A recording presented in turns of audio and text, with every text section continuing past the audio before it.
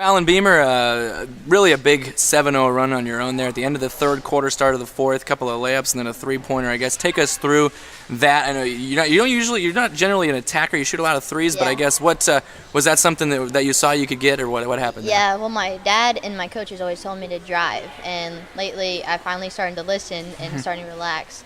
The very beginning of the game, I was really off on my threes, so I decided to start to attack the fourth quarter, which helped me a lot. When you made those couple of layups, did that help you on your three to finally get you going a little bit? It finally made me to relax. Finally. Another big win for you guys, obviously. Obviously, Pride of Iowa Conference win. You always want to get those. I guess talk about the season to this point and how nobody really expected this from your team. It's a bunch of sophomores out there, and Madison playing really well. Yeah, Maddie really helps a lot, especially when she's down low and she gets in the easy little baskets. But throughout the season, we've kind of started off okay, and then finally we're starting to end it up pretty good. Got it. Tell us about the regional draw you got. If you're looking at it, I know you're originally from here, but you're at North Andrew last year. What did you think about the draw? You know much about any of these teams in there? I have no idea. It's a total surprise every game I go into. My teammates help and see if they're good or if they need help, but it's a pretty big surprise. All right, so Fallyn, great job tonight. Congratulations on the win, and we'll see you down the road, okay? Well, thank you. All right. Coach Kenny Weed, another win here tonight against Mount Ayr, and finish off a season sweep of a team that is a rival of yours in the Pride of Iowa Conference. I guess, what were your thoughts on tonight's game? Oh, I thought it was a big game for us. We come out with some nice intensity in the game, and we haven't done that in the past here, and I think we're getting our legs under us and starting to play some basketball, and I was happy with the way the game went for 4 quarters. Mount Ayr got the lead down to 5 there late in the third period, and then Fallyn got a layup, and then she started the fourth play. Then she hit a 3, went on a little 7-0 run on her own, and that was kind of it. I guess you like to see Fallyn attacking more often as she did there at the end of the third and early fourth? I think it opens things up for us, and she can either get to the basket or she can hit Maddie or one of the posts down low and sometimes kick it out. But, yeah, good things happen when you take it to the basket, and I think there in the first half we chucked up a lot of threes and didn't get any and kind of kept them in the game there. And if we take the ball to the basket and just work it around, I think we're a much better team. For a while there, it was kind of a little free throw shooting contest, and your girls were winning it very easily. I guess free throws, as a team, you haven't shot that great this year, but tonight you certainly did. Yeah, there's been games that we just shoot horrible, and some games we'll shoot good, and tonight was one of those good nights of shooting free throws, and hopefully we can carry this on through the rest of the season and then postseason. So, got to ask you about your regional draw. I know a lot of familiar teams in there that you've seen over the last several years. What are your thoughts? I think it's a tough regional. You got on our side, you got Murray, who's been up near the top of the rankings all year long, and then the other side you got Stanton and Fremont Mills, and there's other teams that's played those two teams, and teams that played us are just going to fight for tooth and nail to get a victory. So it's going to be tough every night, no matter who you play. It's tournament time. You got to show up and play, and if you get beat, you're done. How do you think these young sophomores who've never really been in this situation, how do you think they'll respond to postseason?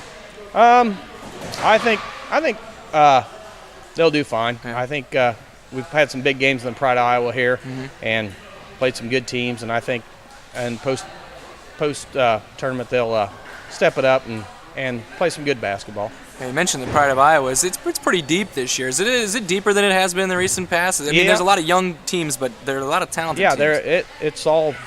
It used to be here in the last 3 or 4 years, be 2 or 3 teams at the top, and it seems like there's like 5 or 6 there at the top now, and it's a nice young conference right now. Coach, congrats on the win, and good luck to you, all right? Yep, thank you much. All right. Coach Frank Sefrit, a win here tonight against Mount Ayr to finish a sweep of Mount Ayr. Obviously, to start that off and ask you, beat the Raiders twice, that's always a good thing. You know what? It's been a long time since we've done that. They do a great job over there with their program, and our kids came a little timid tonight. We weren't sure exactly how to win the second time around when we were playing these teams, but it feels pretty good to get a win tonight. They needed this. What kind of, momentum or confidence were you guys feeling coming in after that win over I-35 that was huge? It was a big win. The kids played so well. And, you know, a lot of times after a big win like that, you'll have a letdown game. And I'm not sure we had a letdown game as much as we had we just puckered up a little bit, and we're a little bit timid and scared. But, you know, it was a great win. I-35 was a great win for us. Down the stretch, made some free throws. That always kind of just a building point for you? It really is. You know, we've tried to stress that this year, and if you look at our statistics, it didn't show that very much. But the kids made the free throws when they needed it, and I guess that's what's most important. 3 guys in double figures tonight, too, showed some balanced scoring. When Noah got in foul trouble, you had some other guys step up. I guess talk a little bit about the balanced scoring and Noah kind of leading the way there tonight. Well, you know, every time whoever we play, they're going to double Noah. They're going to try to take as much away from him as they can. And so our philosophy is, you know, let them go ahead and do that. We're going to find an open guy. Right. And these kids are all starting to step up and realize that they can make the plays too. And I'm pretty proud of the Matheny kid came in, put some good minutes in for Noah. And, you know, Isaac took the ball to the hoop real well tonight, so the Weed kid. So, you know, it's starting to come together a little bit, I think, for us. At this point in the season, with the success you guys have had, I mean, are you ahead of where you thought your team might be at this point in the season?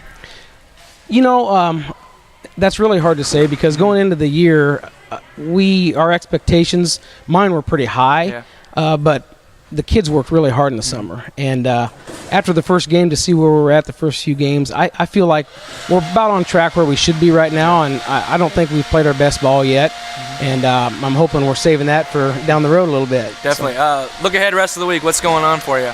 We have homecoming Friday night against Central Decatur, and they're going to be tough. Yeah. They're young, a lot like us, and they get the ball up and down the court, and they really haven't went off yet. And one of these nights, it's all going to click for them, and it's going to be ugly for somebody. And hope it's not us.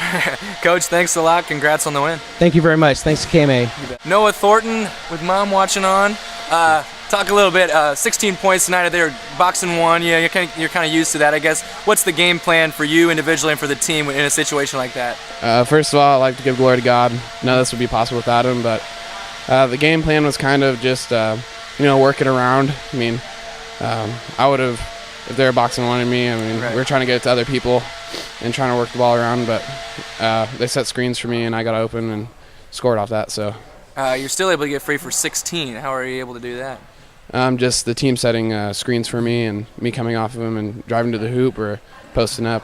A couple other guys went in double figures tonight, and they just showed that they can score while you're in foul trouble, or maybe when you're off away from the ball. I guess what kind of confidence does that give you to know that the other guys can get to the hoop and make some big buckets? Well, it gives me tons of confidence considering that other players can score off the bench. I mean, that pumps up our team because having a deep bench is always a good thing. So.